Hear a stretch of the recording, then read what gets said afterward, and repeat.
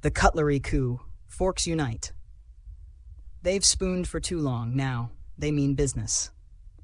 Peace had returned to the kitchen once more.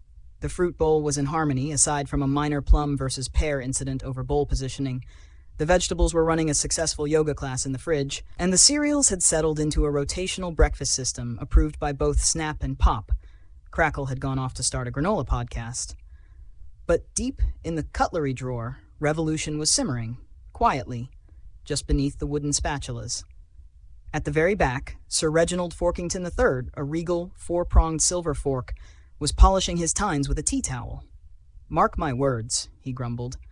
"We used to be respected. We used to dine at banquets, at Sunday roasts, at weddings. Now, we're lucky if we don't end up in the sink next to a half-melted cheese string." His longtime companion, Dame Susan Spoon, sipped gravy from a thimble. "Reggie, darling, it's not the same kitchen anymore. People use sporks now. Sporks." "Sporks." Forkington choked on his outrage. "Don't even mention the name of that half-breed plastic utensil."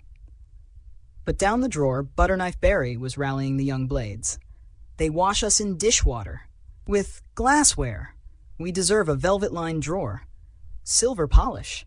A tiny orchestra that plays Chopin every time we're opened." "And I," hissed Tiny Teaspoon Tina, "have had enough of being dunked in cold tea and left to dry like a sad, shiny relic." The cutlery had cracked. It was time to rise.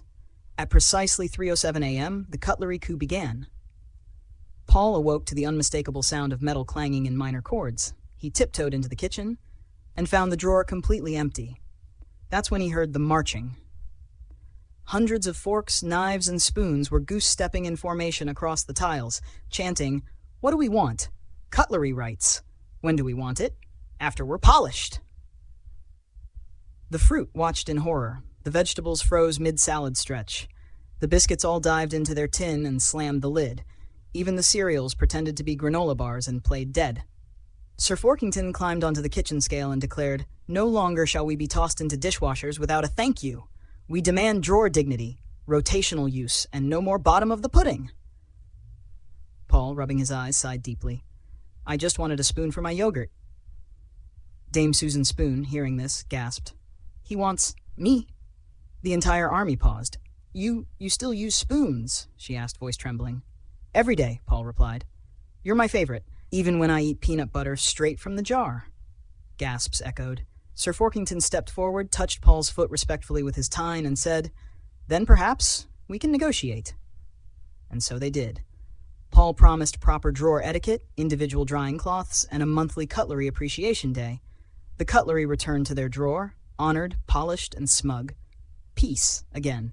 Though somewhere, high above in the kitchen cupboard, a kettle began to boil slowly and ominously. "Time to blow off some steam," it whispered.